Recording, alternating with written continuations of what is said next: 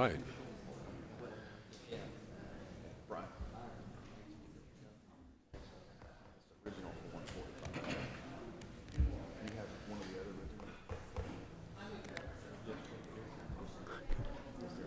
We do. Except for Wendell. See Wendell? But otherwise, yeah. That's really good. Exceptional. Yeah, we're missing Powell too. Allen and Wendell. Allen's probably hurting, man. His hip. He's having hard. His knee is, yeah. He's probably making his way over. All right, it's 7:45. We're going to go ahead and get started. And this is the Public Safety Subcommittee on Appropriations. And I want to thank my committee members for their hard work on the 2018 budget. We'll go through only the changes that we have made in the House. And we'll leave the statewide changes as they are stated in the budget here. So I'll go through those. We'll start with the Court of Appeals, Section 5. At line 5.1.15, we increase funds for the Wi-Fi internet network. It's a pass-through to GTA. At line 5.1.16, we increase funds for a step increase to L4 for the attorneys. That is a $117,000 plus addition. Section 6, Judicial Council. You'll see under the Institute of Continuing Legal Education, Judicial Education, line 6.3.5, there was a request for one full-time skilled administrative position. We have said no. And the line above that at 6.3.4, you'll note that there was a reduction of $24,000 that the court or the Judicial Council was able to save in their CLE training program. Under Judicial Council, at line 6.4.7, there's a pass-through for internet access to GTA at $12,900. Also, Judicial Council at line 6.4.8, there's an increase to provide funds to the judicial retirement system. This is for our state court judges. We're adding money to bring them up on their retirement. Line 6.4.8, it's $317,083.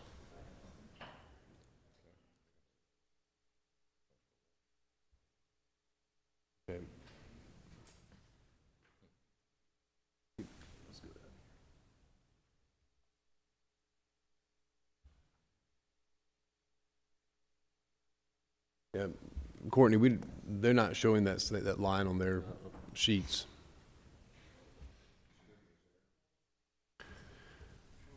This is on Judicial Council at line 6.4.8.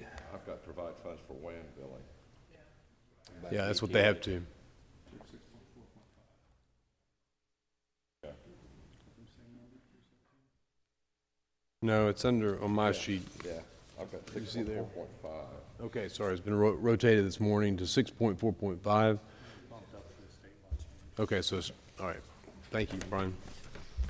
All right, same dollar value is there, it's just at a different line than my sheet. Okay, on section 7, we move to line 7.2.2. This is an increased funds to the juvenile court judges grant. This is still used as a grant. We're moving that grant up from $85,000 to $100,000 for the total sum of $795,579. Under Prosecuting Attorneys Council, Section 8, at line 8.2.8, there was a request for 15 additional ADAs. The House has said no to that request, and this is we're going to shift those positions over to the PDs so that both PDs and ADAs will have the equal number of juvenile court associate attorneys in those courts. So it'll be a total of 25 when we're done this morning. At section 8.3.5, at that line you'll see, no, I'm sorry, that's not a change. That's consistent with the governor's request. So moving on to Superior Court, section 9, the changes there are at line 9.1.5. This is another internet pass-through to GTA for $3,800. Superior Court judges at line 9.3.7 There's a request for 10 law clerks. The subcommittee is recommending 4 law clerks there for a total of $268,877. Line 9.3.8, there was a request for a judgeship in the Northeast Circuit. We're actually we're creating that, but it's going to be a start date of January 1, 2018.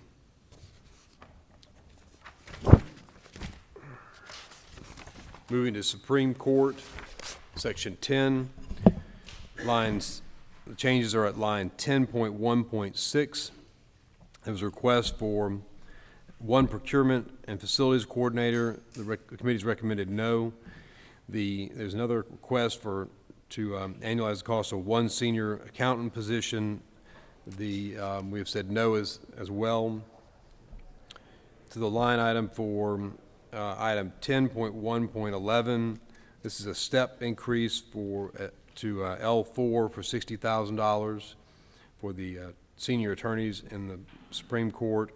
Line 10.1.12 was a reduction for mileage expenses of $28,000.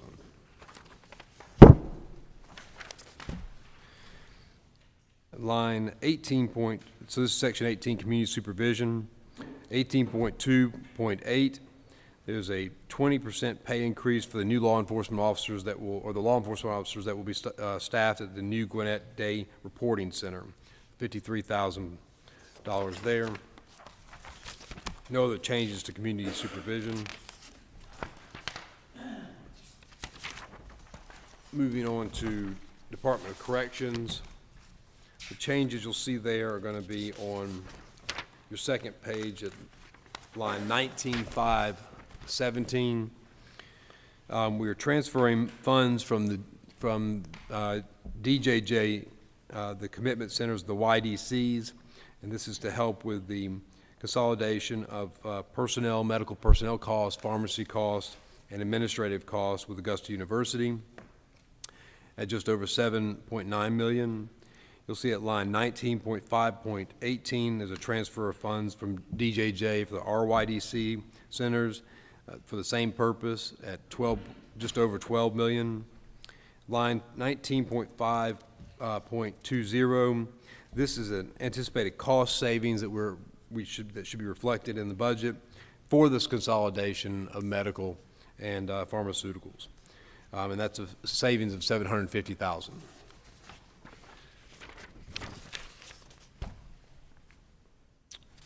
That's all for Department of Corrections. On Department of Defense, at line 20.1.5, we have an ad there for $315,000 for a military family support center. This will be a new commissary up in the Marietta area to service the Northeast Georgia bases and military personnel. That's the only change to Department of Defense. Moving on to GEMA, so this is under the Governor's Office. Under Emergency Management, there's no changes there. That's 27.5, which this committee is now overseeing. Section 30, GBI. There are several changes here under Forensic Scientific Services. On Section 30.3.6, we're providing 4 scientists and 2 technician positions for the backlog of rape kits under the SB 304, $600,000 ad there.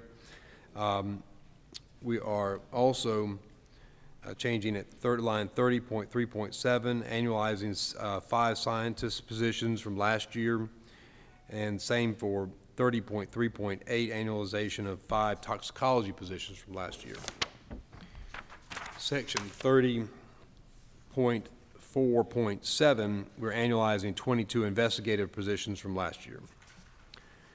On line 30.5.1, you'll see there's a true up within the program. Actually, it's 2 different programs there. A slight change in the dollar value there from $22,000 to $17,000. Line 30.5.11, there's an increase in the CJCC's juvenile justice incentive grants of $270,000 plus 1 new fidelity manager at $70,000 for a total of $340,000. At line 30.5.12, we have changed the language there. At line 30.5.114, we were giving instructions to CJCC to utilize VOCA grants to offset the loss in DCA funding for the domestic violence centers. In section, continuing over to line 30.6.2, you'll see there that that's where the merit-based adjustment of $4,600 was in the wrong program. We moved it to the correct program. Moving to the DJJ, we have a change there at line under the secured commitments, YDCs, the 31.3.6. This is reflecting the transfer of funds that I mentioned before from the YDCs to the DOC for the contract with Augusta University.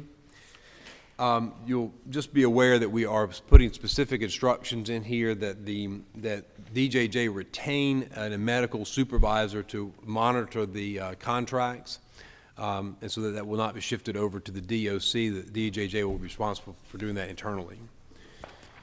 At line 31.4.7, again, we have a transfer of funds to DOC for that contract from DJJ with the contract with the Augusta University for just over the $12 million there. Department of Law, which is section 33. At line 33.1.5, there was a request to increase funds for a paralegal position. The committee decided to agree to that request, but also to add to an attorney's position to the solicitor's office in the AG's office for a total of $162,820. At 33.1.6, there was a request to re-up the fellowship program. Actually, it's just broadening it to add 3 more fellows to that program. The House has said no. We'll see how the program, it's a 2-year program. We'll see how it goes and look at it again next year.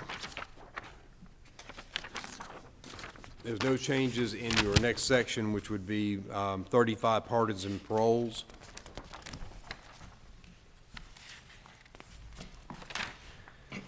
All right, and then under public defenders, section 37, there's several changes here.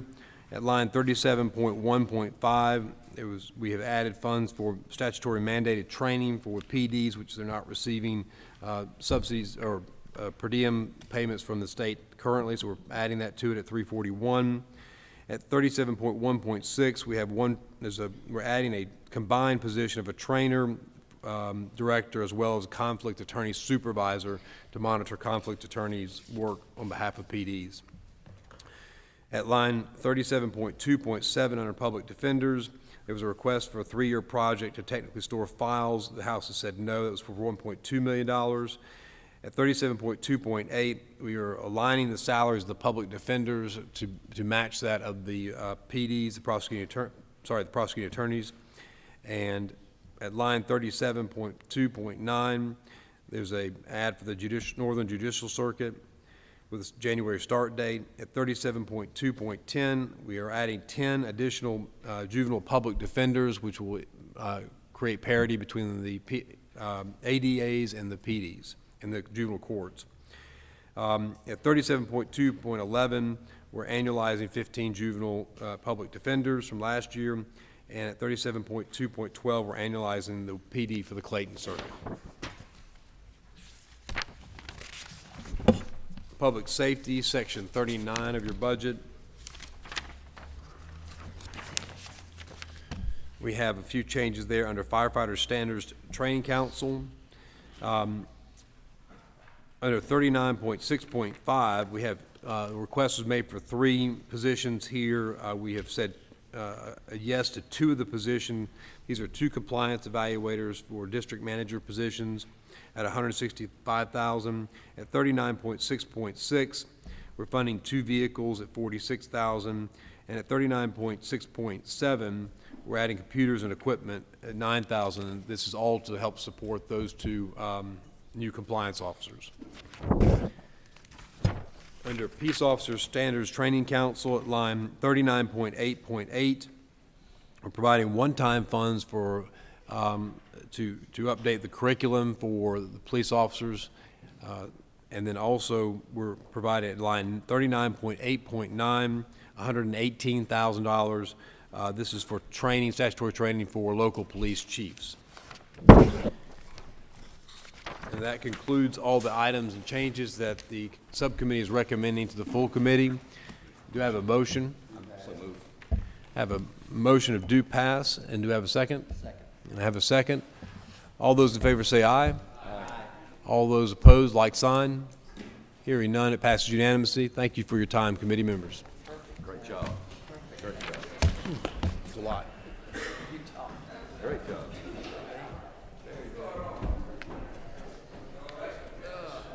That number came from Kirsten's office.